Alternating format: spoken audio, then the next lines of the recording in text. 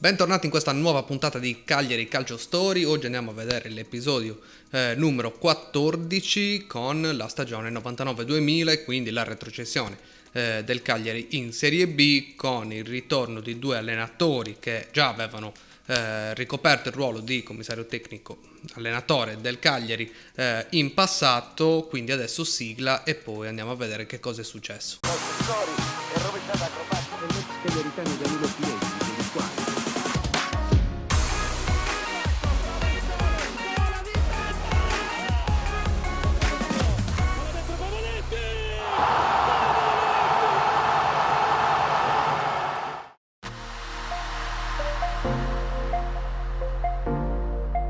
Nel campionato di Serie A, che nel 99-2000 pullula di grandi campioni, basti pensare a Ronaldo all'Inter, Battistuta alla Fiorentina, vengono aggiunti altri campioni. Ci sono movimenti di mercato importanti sicuramente nella sessione estiva del calciomercato, come per esempio il Milan, che si rinforza con l'arrivo di un giovane Andriy Shevchenko, che già ha dimostrato all'Europa intera di cosa è capace nei panni dell'attaccante della Dinamo Kiev. L'Inter invece, dopo una sola stagione che Vieri era tornato in Italia vestendo la maglia della Lazio, l'Inter si aggiudica Bobo Vieri con un investimento record di 90 miliardi di lire che entrano nelle casse della Lazio che reinvestirà questi 90 miliardi di lire prelevando dal Parma Juan Sebastian Veron e proprio dall'Inter, il Cholo Simeone. La Roma si rinforzerà con l'arrivo dell'aeroplanino Vincenzo Montella dalla Sampdoria. Il Parma preleverà il capocannoniere uscente della Serie A, Amoroso, il brasiliano Amoroso, dall'Udinese, mentre i nomi che spiccheranno, i giovani che spiccheranno in questa stagione di Serie A saranno sicuramente il portiere del Verona Sebastian Frey e il giovanissimo trequartista attaccante seconda punta del Bari, un giovanissimo Antonio Cassano, che verrà promosso in prima squadra in questa stagione. Ci sono ovviamente 4 posti disponibili per entrare in Champions League, sono 2 che danno accesso direttamente alla prima fase a gironi della Champions, mentre la terza e la quarta posizione in campionato qualificano ai preliminari, con chi dovesse uscire ai preliminari va a disputare la Coppa UEFA, quindi viene introdotta in Champions League la formula che abbiamo visto essere in vigore sino alla stagione passata, perché come sappiamo bene da quest'anno la Champions League chi viene eliminato dai preliminari di Champions League non andrà a disputare la Coppa UEFA con il nuovo format della Champions League. Quindi, detto ciò, passiamo a quello che interessa a noi, e cioè il Cagliari. Cosa succede a Cagliari? Allora, Cellino intanto si lascia convincere da uno dei suoi collaboratori, dei nuovi collaboratori, che è la scelta migliore per riprendere in mano la squadra e continuare il buon lavoro fatto da Giampiero Ventura nei precedenti 2 anni, sia richiamare Oscar Washington Tabarez, che è reduce comunque da una brutta esperienza col Milan, e quindi un'altra possibilità viene data a Tabarez con Cellino, che segue il consiglio di uno dei suoi collaboratori, che abbiamo visto essere una cosa che Cellino non ama tanto fare, che lo fa ma poi puntualmente se ne pente e torna sui suoi passi. Ma vediamo il perché tornerà sui suoi passi anche questa volta Massimo Cellino. Intanto partiamo dal mercato. Il Cagliari saluterà, intanto Ventura è andato via, è andato alla Sampdoria a guidare la squadra della sua città natale, una delle squadre della sua città natale, la Sampdoria, che è in Serie B, e quindi accetta la sfida di riportare la Sampdoria in Serie A. Insieme a lui va via anche Vasari, che era stato un ottimo interprete per il centrocampo del Cagliari nei precedenti anni, sempre con Ventura. Vanno via anche Mohamed Kallon, che torna dal prestito, torna all'Inter dopo il prestito a Cagliari per la stagione precedente, verrà girato in prestito nuovamente, questa volta però alla Reggina. Va via anche Cristiano Zanetti, che va alla Roma, e va via anche Zanoncelli, che va al Brescia. C'è un'altra cessione importante, ma la vediamo tra poco. Per quanto riguarda invece i colpi in entrata, arriva in prestito dalla Juventus a Metrano, torna dal prestito alla Fidelisandria Bernardo Corradi, che è comunque un elemento venuto fuori dal vivaio rossoblù. Arriva anche Di Liso, un difensore dal Vicenza, arriva anche l'attaccante dal Châteauroux, dalla Francia, arriva anche l'attaccante Jason Mayelet. Dal Bastia, quindi sempre dal campionato francese, arriva anche il giovane difensore François Modestot, e a titolo definitivo arriva anche un giovanissimo Daniele Conti. Per circa 1 miliardo e 200 milioni di lire dalla Roma arriva il centrocampista Daniele Conti, che poi sarà destinato a passare tutta la sua carriera e diventare una bandiera della squadra sarda. Gli altri 2 colpi saranno il grande ritorno di Luis Oliveira dalla Fiorentina, che torna a Cagliari, e il prestito dal Milan di Domenico Morfeo. Naturalmente il Cagliari non ha completamente smantellato la squadra dell'anno precedente, infatti davanti c'è ancora Patrick Mboma, c'è ancora Fabian O'Neill, a centrocampo c'è ancora Tiziano De Patri, c'è ancora Daniele Berretta, in difesa persiste comunque Matteo Villa, che è a Cagliari dal 1991, quindi raggiunge quasi la 10ª stagione, è la 9ª stagione in rossoblù. C'è ancora Gianluca Grassadonia, c'è ancora Fabio Macellari, c'è ancora Zebinà, e quindi il zoccolo della difesa, contando anche gli innesti dell'anno precedente con Diego Lopez, con Nelson Abeicon, eccetera. Una squadra molto ampia, una rosa molto ampia, che comunque darà modo ai 2 allenatori che si saranno sulla panchina del Cagliari di sperimentare con i vari moduli e con i vari interpreti per cercare la quadra migliore, che però in campionato perlomeno non arriverà praticamente mai. Quindi stavamo dicendo, c'è un'altra cessione di cui non abbiamo parlato, e infatti Cellino, per finanziare il mercato in entrata, cede il pezzo più pregiato. Infatti Roberto Muzzi viene ceduto all'Udinese per circa 20 miliardi di lire. Ora, da quello che poi emergerà successivamente, a Roberto Muzzi non è che sia convenuto poi così tanto spostarsi all'Udinese, perché andrà per lo stesso ingaggio, per lo stesso contratto, ma semplicemente Massimo Cellino pare abbia chiesto a Roberto Muzzi di fare il sacrificio di partire, perché Muzzi, a suo dire, non avrebbe mai lasciato Cagliari, perché aveva trovato praticamente il suo paradiso a livello professionale a Cagliari. Pare che sia stato proprio Massimo Cellino a chiedere a Muzzi di fare il sacrificio di trasferirsi a Udine per comunque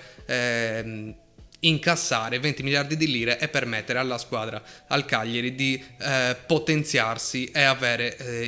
le risorse per investire sul mercato. Quindi un Cagliari orfano di Muzzi, ma che vede il ritorno di Luis Oliveira.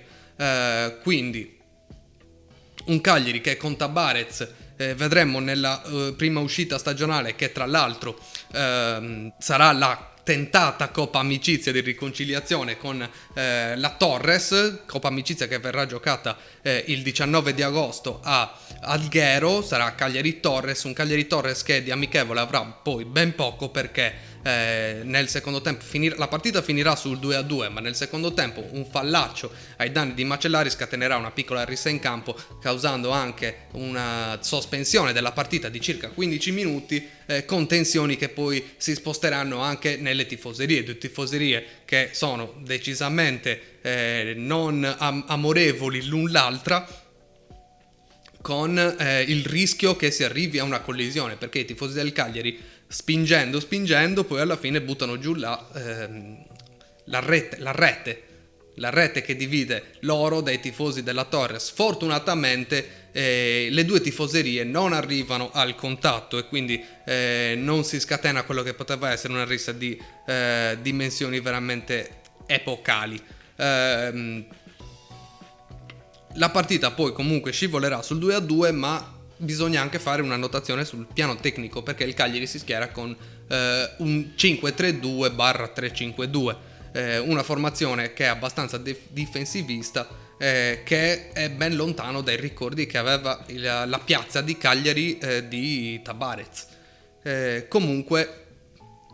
si andrà a vedere poi nelle prime giornate di campionato quale sarà effettivamente il gioco espresso da Tabarez e dal Cagliari di Tabarez. Quindi andiamo adesso a vedere la prima giornata di campionato, che per Tabarez però non si mette decisamente bene, perché non solo la prima ma anche la seconda giornata il calendario riserva al Cagliari le sfide con le due squadre che poi andranno a contendersi il titolo per quella stagione, e cioè prima la Lazio all'Olimpico e poi la Juventus a Cagliari. Ovviamente le due squadre sono di tutt'altro livello rispetto alla compagine rosso-blu. Infatti all'Olimpico alla prima giornata il Cagliari andrà a perdere per 2-1 con i gol di Juan Sebastián Verón su punizione, con la deviazione poi di Diego Lopez, che sarà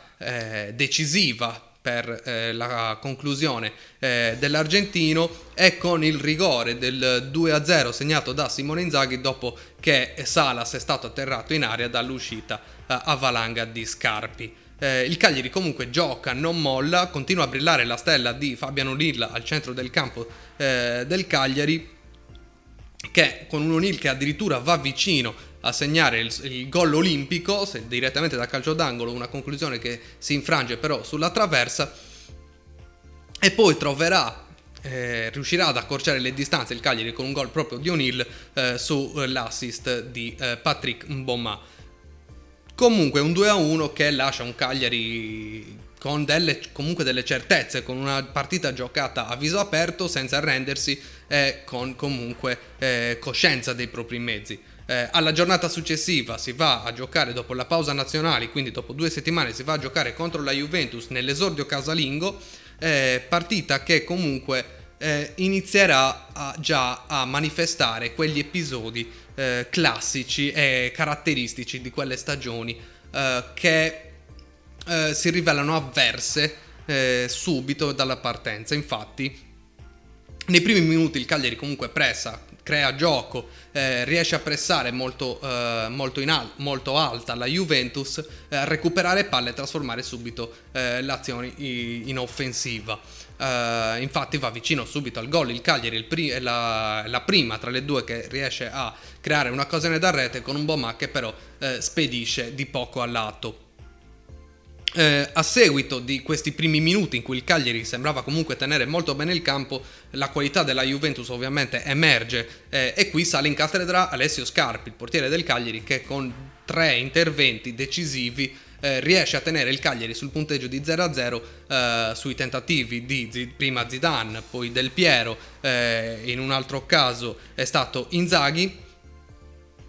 Scarpi che riesce a tenere il Cagliari a galla sullo 0-0 almeno sino alla chiusura del primo tempo. Nel secondo tempo il Cagliari cambia davanti con l'ingresso di Oliveira, che dà più vivacità alle avanzate del Cagliari. Infatti proprio il Cagliari va vicinissima al vantaggio con una conclusione di Patrick Mboma che scavalca di fatto Van der Sar, che però riesce con uno scatto a smanacciare la palla e toglierla dalla rete. Un grande intervento per un portiere che comunque è di altissimo calibro. A seguito di questa occasione la Juventus però troverà il vantaggio, perché su un calcio d'angolo battuto da Zinedine Zidane Antonio Conte è ben piazzato sul primo palo e riesce a girare di testa anticipando i giocatori dei difensori del Cagliari, riesce a girare in gol il calcio d'angolo battuto da Zidane. Il Cagliari però gioca e continua a giocare anche bene,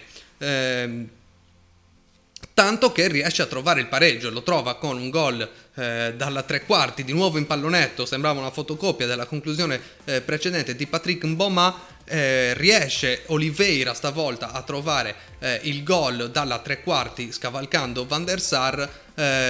gol tra l'altro che lo stesso Oliveira dichiarerà essere il migliore, il più bello della sua carriera. Peccato che però qui arrivano gli episodi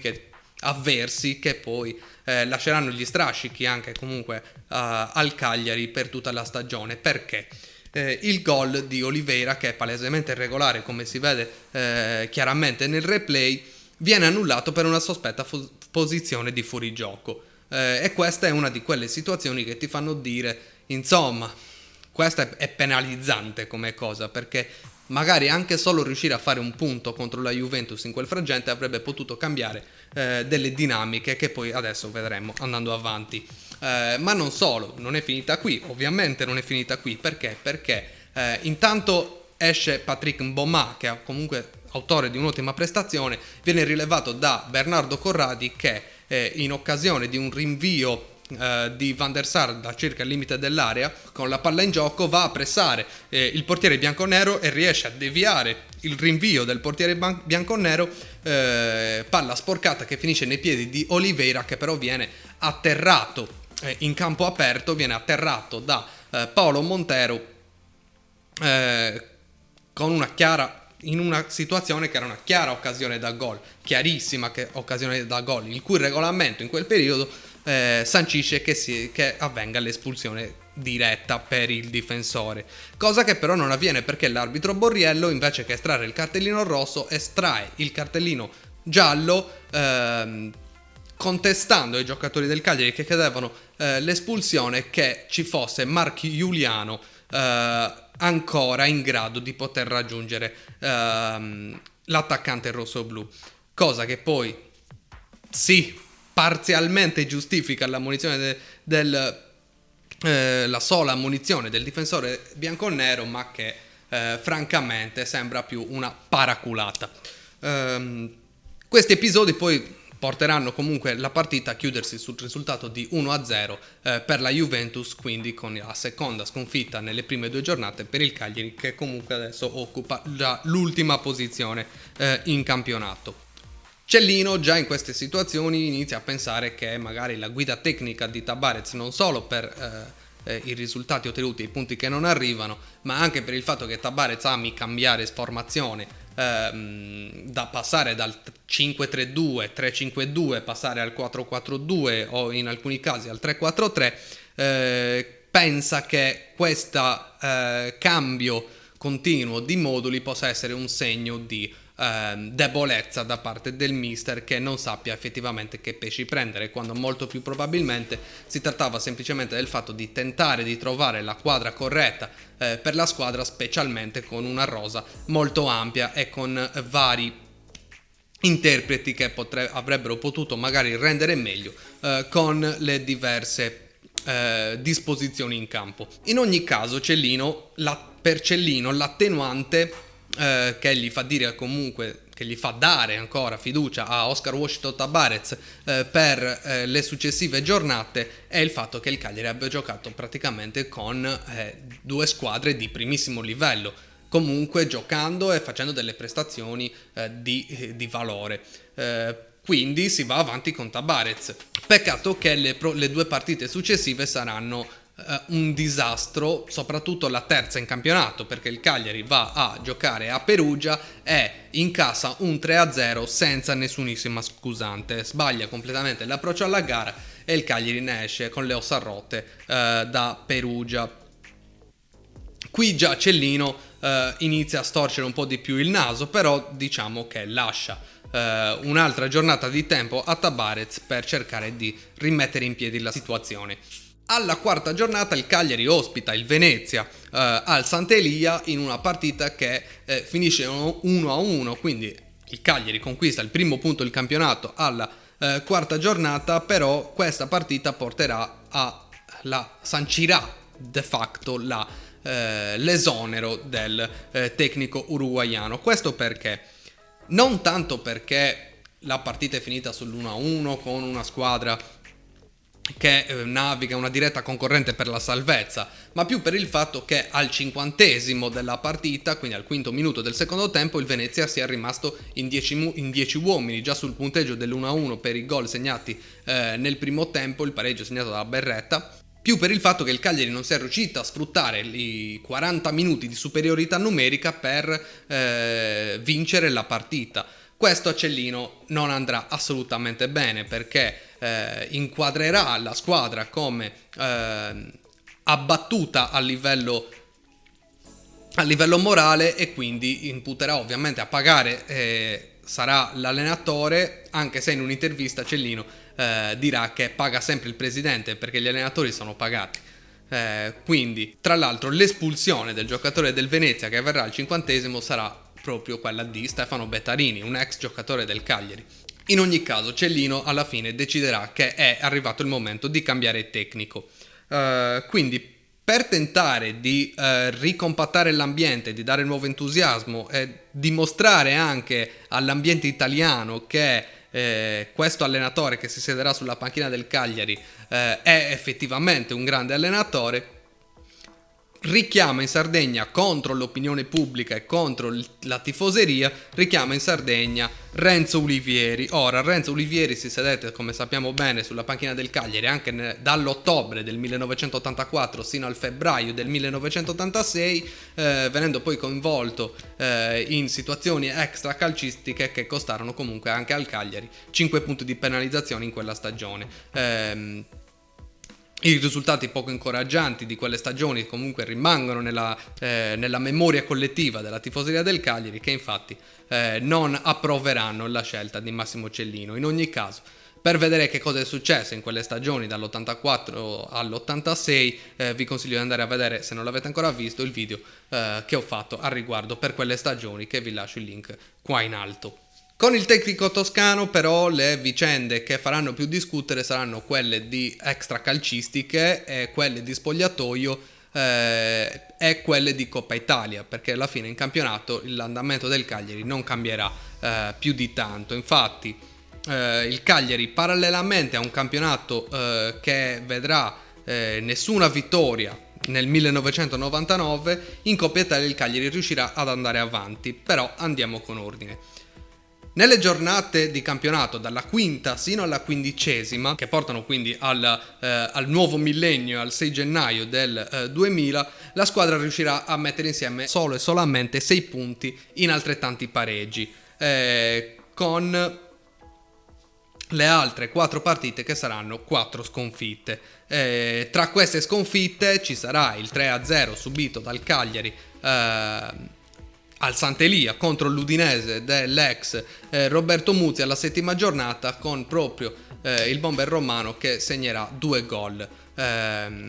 contro i suoi ex compagni di squadra. Ci saranno poi delle polemiche sul fatto che Muzzi sarà marcato da Matteo Villa, che è noto alla tifoseria il grande legame che unisce i due giocatori. Tra l'altro Muzzi, che sarà anche ospite, almeno da quanto riportano, sarà anche ospite di Villa nella permanenza in Sardegna durante la trasferta dell'Udinese, ma che comunque non mette in discussione il valore del giocatore, ma più che altro continua a mettere in discussione Renzo Olivieri e la squadra in generale in quel momento in cui non riesce a guadagnare punti e a imporre il gioco per cercare di scalare una classifica che sta diventando sempre più problematica. Nel frattempo però in Coppa Italia il Cagliari riesce a eliminare il Genoa con un totale di 7 gol tra andata e ritorno, 3 all'andata e 4 al ritorno, con ben 4 gol segnati da Patrick Mboma. Quindi effettivamente il fatto di puntare sull'attaccante camerunense non è stata del tutto una scelta errata. Nel turno successivo, quindi agli ottavi di finale, il Cagliari riesce anche a superare il Parma con l'1-0 firmato al Sant'Elia da Patrick Mboma, ancora lui,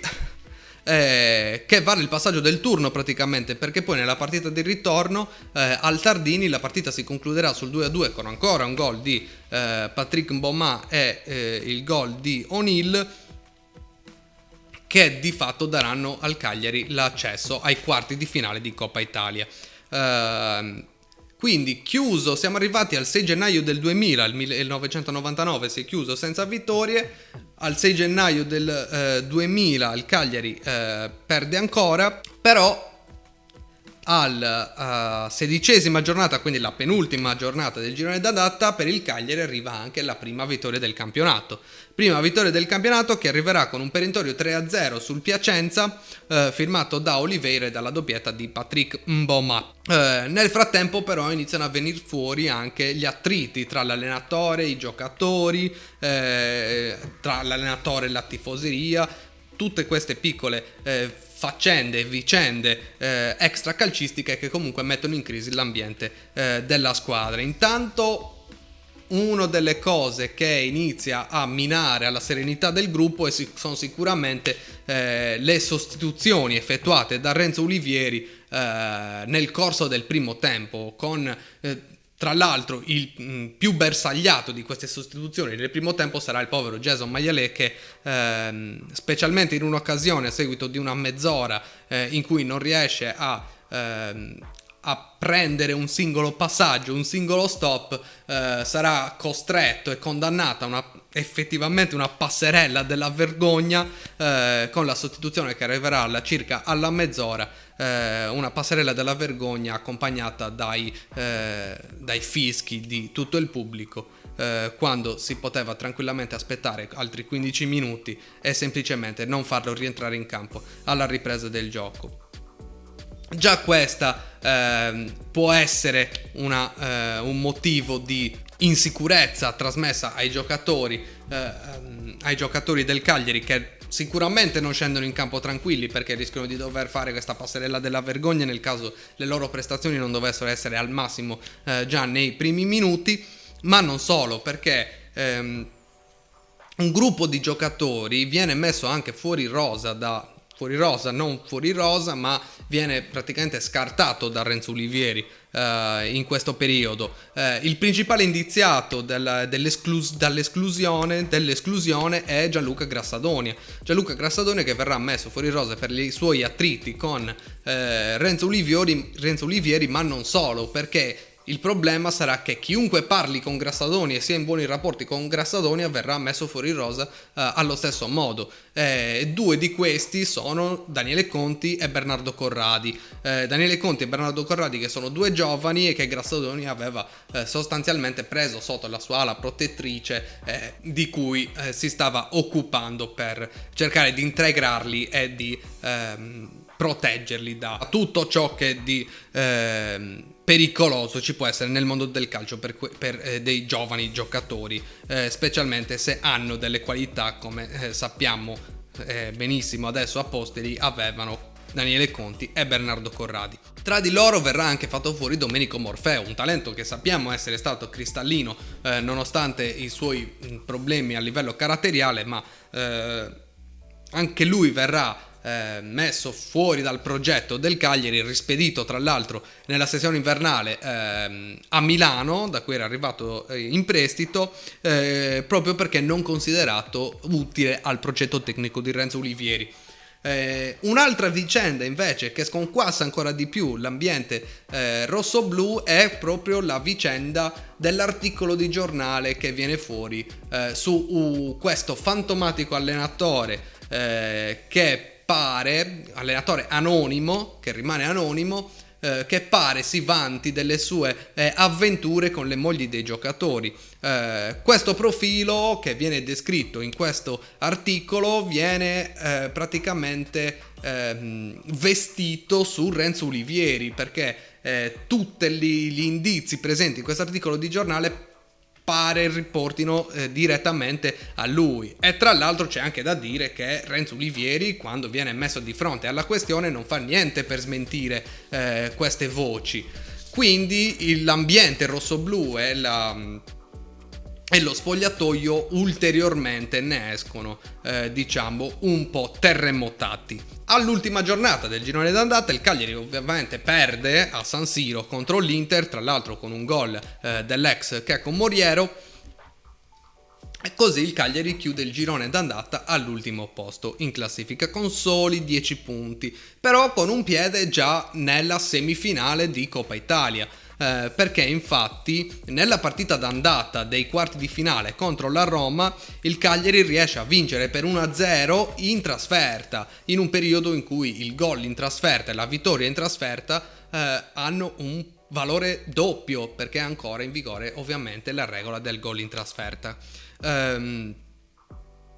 Un gol infatti di Oliveira a Roma all'Olimpico sancirà l'1-0 per la partita d'andata, che permette al Cagliari di presentarsi poi nella partita in casa contro la Roma, nella partita di ritorno con decisamente l'anima un po' più tranquillo, cosciente di avere 2 risultati su 3 a disposizione. Prima però della partita di ritorno di Coppa Italia c'è la prima giornata di ritorno del campionato. Prima giornata di ritorno del campionato che quindi vede il Cagliari fronteggiare la Lazio, però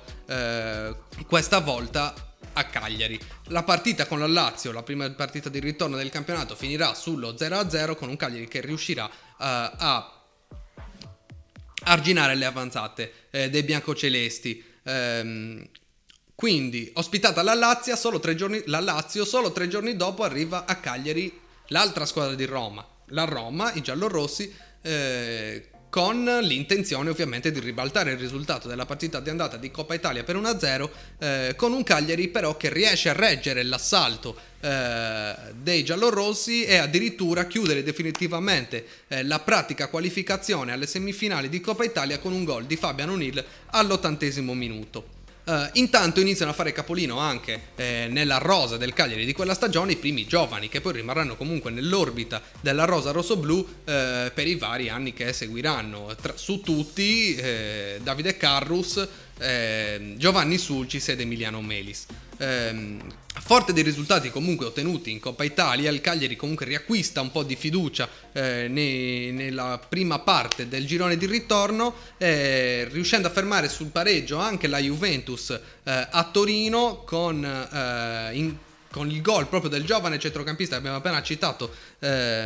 Sulcis, che riesce a riequilibrare il vantaggio firmato da Filippo Inzaghi nel primo minuto di gioco. Alla terza giornata poi arriverà anche la seconda vittoria stagionale, un 2-1 con 2 gol di Berretta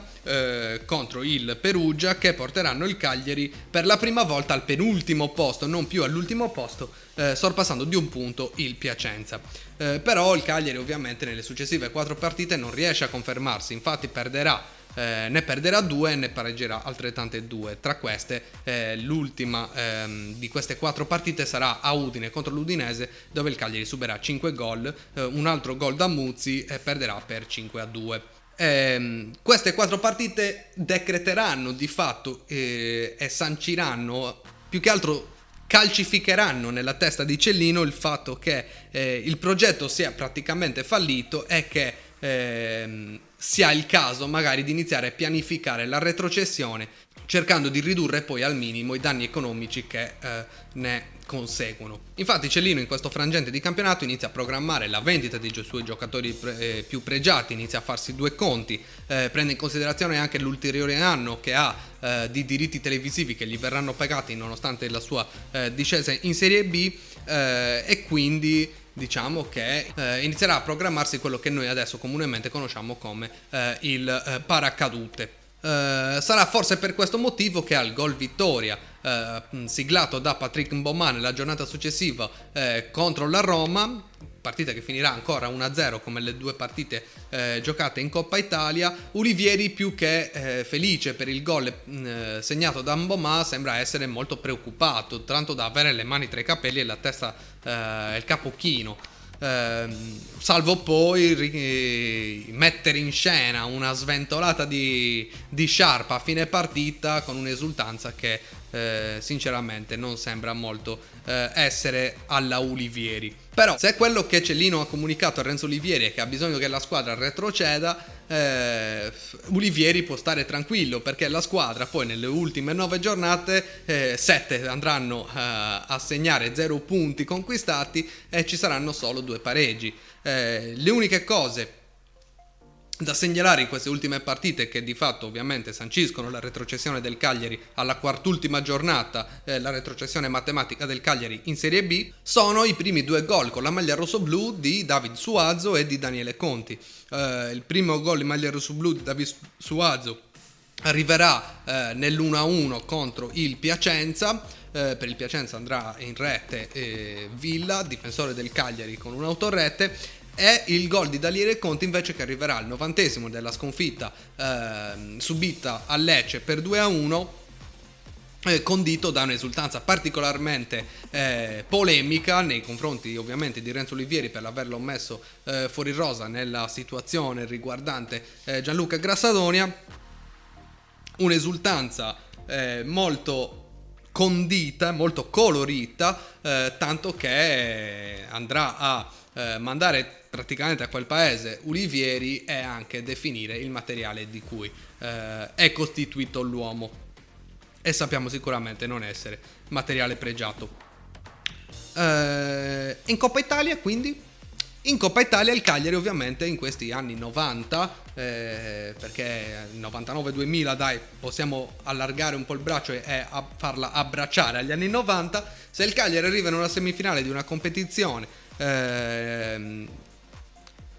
che sia europea o che sia a livello nazionale, chi deve incontrare ovviamente l'Inter, e quale sarà il verdetto lo sappiamo benissimo, perché è lo stesso della Coppa UEFA. L'Inter ovviamente riuscirà con la somma dei risultati tra andata e ritorno a passare il turno. Il risultato complessivo cumulativo finale sarà di 4-3 per i nerazzurri,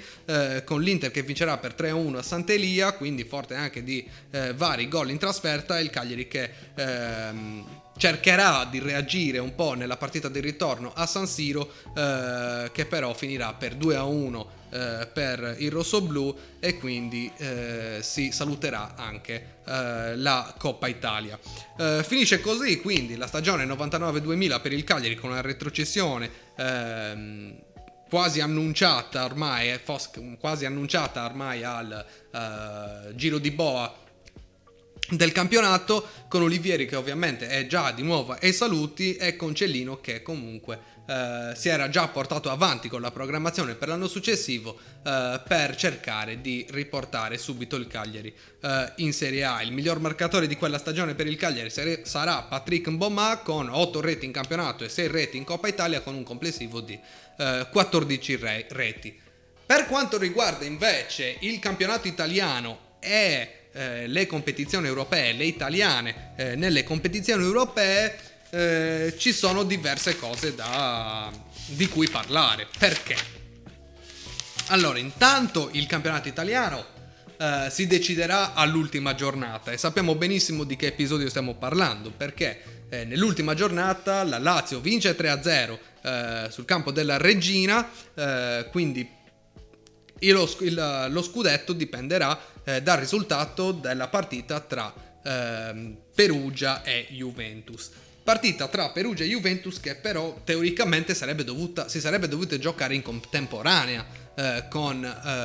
Lazio-Regina. Il problema è che su Perugia viene giù un nubifragio, e abbiamo tutti chiaro in mente il ricordo di Collina che passeggia nervosamente per il campo, che è al limiti dell'impraticabilità, tanto che per 70 minuti il gioco non riprende a causa dell'impraticabilità proprio di campo, con Collina che però sfrutta, come suo solito, un piccolo buco di legislazione, di regolamento, per portare avanti la sospensione della partita fino all'effettiva ripresa della gara e praticabilità di campo, cosa che ovviamente è corretta, anche perché gli juventini premevano per far ripetere la partita 1-2 giorni dopo, il giorno dopo penso, mentre il Perugia voleva giocarsi la partita in quel momento, voleva riprendere la partita a breve, cosa che poi ovviamente succederà con la Juventus bella fredda e convinta che sarebbe riuscita a rinviare la partita, mentre il Perugia è rimasto caldo. Infatti il Perugia rientra in campo, riesce a vincere la partita per 1-0 e regala così praticamente lo scudetto alla Lazio. Quindi abbiamo la Lazio campione d'Italia. Il capocannoniere sarà Shevchenko, che è la sua prima stagione in Italia, subito prende la testa della classifica cannonieri con 24 gol. In Champions League il Parma uscirà ai preliminari con i Rangers Glasgow, il Milan uscirà ai primi gironi, classificandosi quarta, se non sbaglio, come ultima nei gironi. La Fiorentina uscirà come terza nella seconda fase dei gironi, mentre la Lazio sarà quella che arriverà più in fondo e verrà eliminata dalla finalista Valencia ai quarti di finale. La finale sarà tutta spagnola, con Real Madrid-Valencia che finirà per 3-0, il Real Madrid guidato da Del Bosque e il Valencia guidato da Héctor Cúper, con il Real che vincerà per 3-0. Per quanto riguarda invece la Coppa UEFA, il Parma eliminato dalle qualificazioni dai preliminari di Champions League andrà ovviamente a disputare la Coppa UEFA, come abbiamo detto a inizio campionato, a inizio video. Quindi in Europa League, in Coppa UEFA ci saranno Roma, Udinese, Parma e Juventus, e usciranno tutte agli ottavi di finale contro la Roma contro il Leeds, l'Udinese contro lo Slavia Praga, il Parma contro il Werder Bremen e la Juventus con il Celta Vigo. La finale sarà Galatasaray Arsenal, con il Galatasaray di Fatih Terim contro l'Arsenal di Wenger, partita che terminerà ai rigori e sarà vinta dalla compagine turca. E la domanda di questo episodio che faccio a voi, che dovrete scrivermi nei commenti la risposta, sarà: chi fu il capocannoniere della Coppa UEFA di quella stagione? Quindi questi sono gli avvenimenti che si sono susseguiti per la stagione 99-2000 nel campionato del Cagliari e anche circa nel campionato italiano in generale. Fatemi sapere nei commenti se avete qualche ricordo in particolare di quella stagione o qualche episodio che magari vi è rimasto impresso della stagione 99-2000. Io vi ringrazio per avermi seguito, a chi mi ha seguito sino a qui vi invito a lasciare un mi piace, a condividerlo con un tifoso del Cagliari o comunque con un appassionato di calcio, perché no. Vi ringrazio per avermi seguito sino a questo punto del video, vi invito anche a iscrivervi al canale per supportare il mio progetto. Noi ci vediamo nei prossimi giorni. Sto registrando oggi che è venerdì 2 agosto, quindi praticamente non so se quando questo video uscirà sarà già uscito l'episodio in cui parlo dell'amichevole del Cagliari che si giocherà sabato 3 agosto contro il Modena. Nel caso che sia prima o dopo questo video, vi invito anche a vedervi quel video, e se non è ancora uscito vi invito a stare in campana perché tra un po' uscirà. E quindi niente, noi ci vediamo al prossimo video di Cagliari Calcio Story, in cui andremo a vedere i primi 3 anni del Cagliari che ovviamente saranno in Serie B dalla stagione 2000-2001 fino alla stagione 2002-2003, gli anni praticamente di purgatorio del Cagliari, con Cellino che cercherà di costruire la squadra per riuscire a risalire in Serie A, ma puntualmente prima una cosa poi un'altra gli impediranno alla squadra di riuscire a fare il salto in avanti. Quindi io vi ringrazio per avermi seguito, vi invito anche a stare in campana martedì perché c'è un'altra puntata del Punto sul Mercato, sperando che ci siano notizie succulente da poter dare. E quindi noi ci salutiamo. Grazie per avermi seguito, vi voglio bene a tutti quelli che si sono iscritti. Se non sei ancora iscritto, fallo. E niente, ciao.